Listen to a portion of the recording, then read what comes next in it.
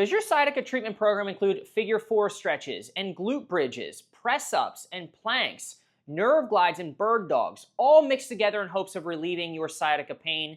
If so, you're probably wasting your time and killing your chances of relief. Hey everyone, what's up? This is Dr. Charlie Johnson, physical therapist, and in this video I'm going to share with you some very common sciatica exercises that when mixed together actually cancel each other out and repel relief. I'll explain why mixing these exercises together makes absolutely no sense, and I'll show you exactly what you can do instead to do less and get better faster. So the reason that mixing the following exercises together makes no sense is pretty simple.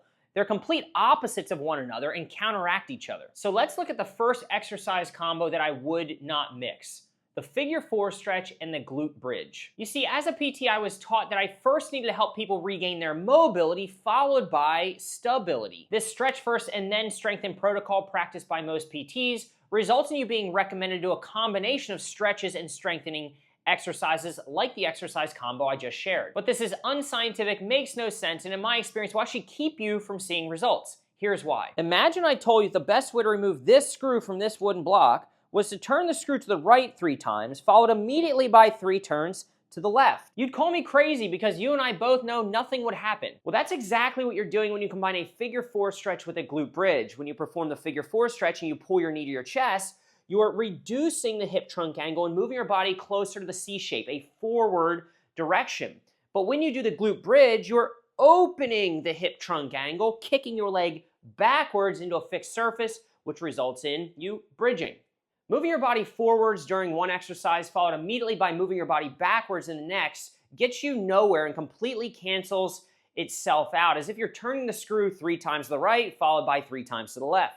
Now, this exercise combo not only moves your body in 2 opposite directions, forwards and backwards, but it takes a completely opposite treatment approach, which exists on complete opposite ends of the treatment spectrum.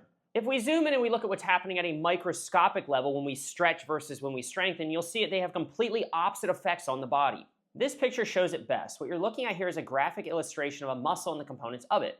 A muscle breaks down into bundles of muscle fibers called muscle fascicles, and then you have the individual muscle fibers, which you have individual muscle fibrils, and then you have muscle filaments, which make up what we call a sarcomere and allow your muscle to contract. When you stretch a muscle, you can see that the filaments deep within the muscle get pulled further apart. When you contract a muscle, they squeeze closer together. To make this super simple, you could say that stretching equals lengthening and strengthening equals shortening or contraction. On to exercise combo number 2 that I would not mix: press-ups and planks. Press-ups have been overpopularized as the best exercise for sciatica, and they aim to improve the motion of your body in the backwards direction. You can see the arch in your lower back. And they do this by lengthening or stretching the front side of the body and bringing the back side of the body closer together. On the flip side, planks aim to do the complete opposite. Instead of lengthening the muscles of your belly in the front side, they actually aim to shorten or contract, strengthen the body in the forwards direction. So press-ups equal backwards stretching or lengthening, and press-ups equal forward strengthening. Not only mixing opposite directions, but also totally opposite approaches. Now on to the third exercise combo that doesn't mix well together: sciatic nerve glides and bird dogs. Nerve glides are an exercise used by people to increase the mobility of the sciatic nerve, whatever that means, by playing tug of war with it in different positions or different ways, usually done in a seated position, a slump position, or in a lying position like this. Regardless of how you do it, you're putting your body in a C-shaped forward direction or an L shape, where you're lengthening the tissue on the back side of the body. On the other hand, bird dogs slacken the sciatic nerve and don't aim to stretch anything. In fact, the goal is to stabilize or strengthen, shorten the muscles on the back side of the body, not lengthen them. Now, there's one thing that everyone overlooks. It's mixing opposites within an individual exercise. Who said exercise with the intent of resolving pain had to be done on both the left and the right side of the body? You see, the bird dog exercise is really 2 exercises in one because it's done on both the left and right sides of the body and mixed together, called the bird dog, when really it's the bird dogs. So you've got the kicking the right leg back, lifting the left arm up, followed immediately by kicking the left leg back and the right arm up, but you're mixing them together. And so what if doing it on one side was helpful and doing it on the other side was harmful?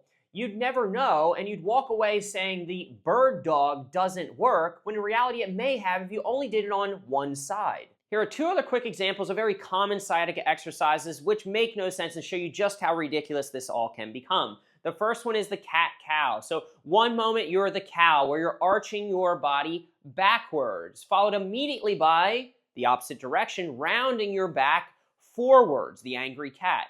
But what if rounding your back is what your body craves and arching your back is what makes you worse? You'd never know because you're muddying the waters and mixing these opposite directions all within the same exercise. It would be like trying to drive your car forward and go in reverse at the same time, hoping that you would end up at your destination. Or how about this exercise? Trunk rotations.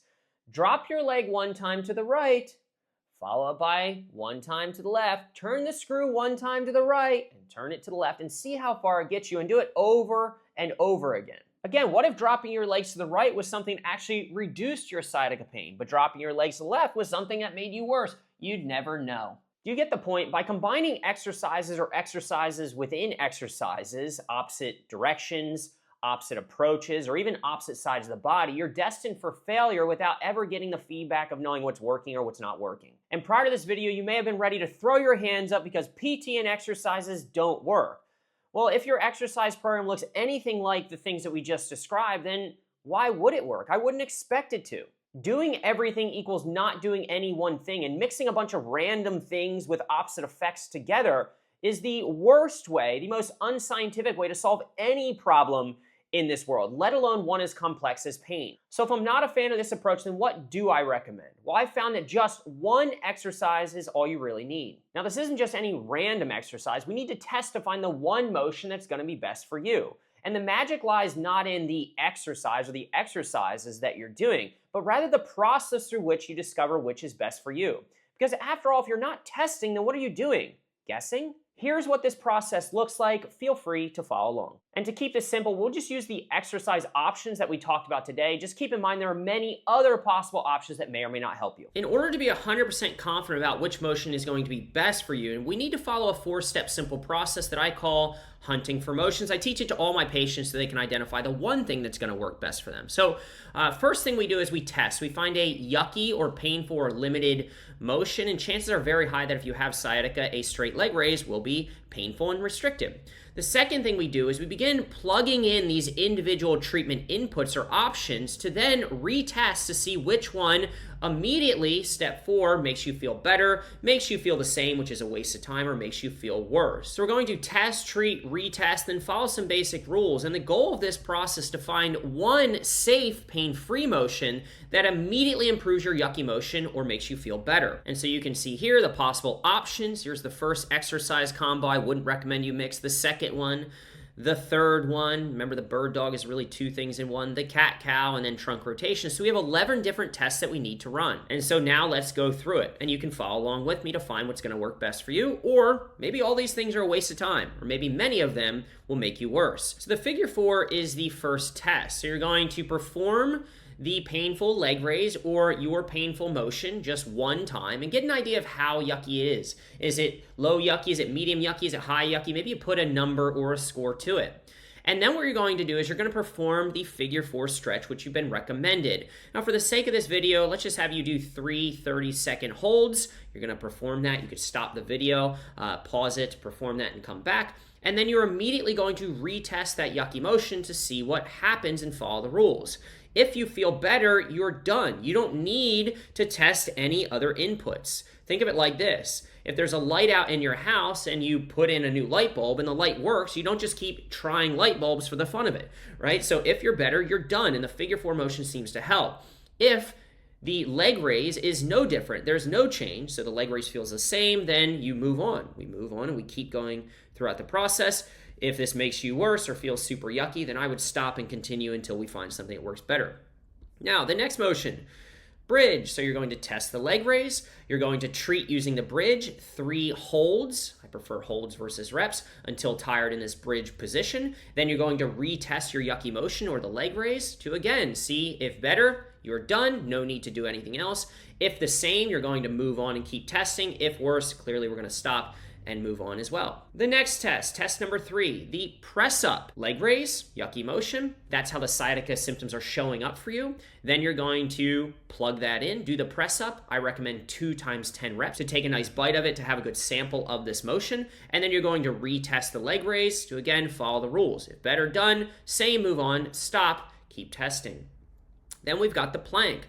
Leg raise, test, treat with the plank, 3 holds until tired, retest. If better, done, same, move on, stop.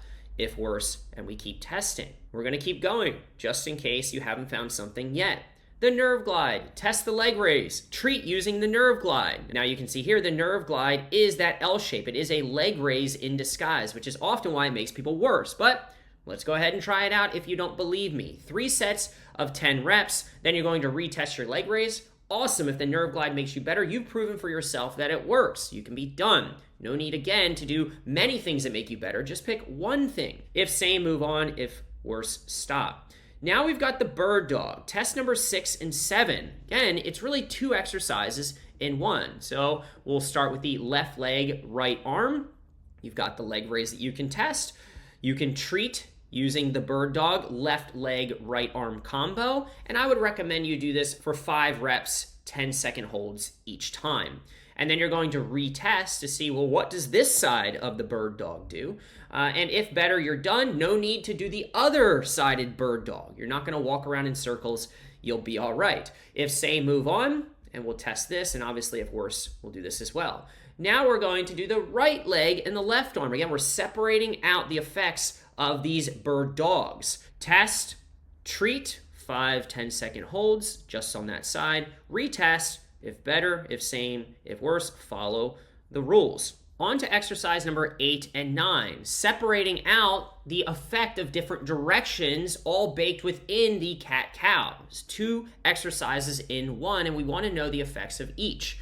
So we're going to start by testing the forward rounding portion of the exercise, or the angry cat. So you're going to test, you're going to go only in the forward direction. So start with your spine in neutral, then go into the round, and then back to neutral. And that's 1 rep. Do 2 sets of 15 reps. Retest your yucky leg raise to see what happens and follow the rules. You're going to compare and contrast that if needed. But remember, if that rounding portion, if the cat alone makes you feel better, you do not need to go into the cow. All right, but let's just say that it didn't work. Then you would test the leg raise. You would treat using that backwards arching cow, 2 sets of 15 reps. Retest, follow the rules. Final test, number 10 and 11, mixing opposite sides, right and left sides of the body. Maybe the right will help. Maybe the left will keep the right from working, or vice versa. Let's find out. Here's how you do it. So you would only go to the right. Start at midline and drop your legs to the right only. You test, yucky motion, you treat, and you see what happens upon retesting to how that sciatica is showing up for you in the form of a yucky leg raise.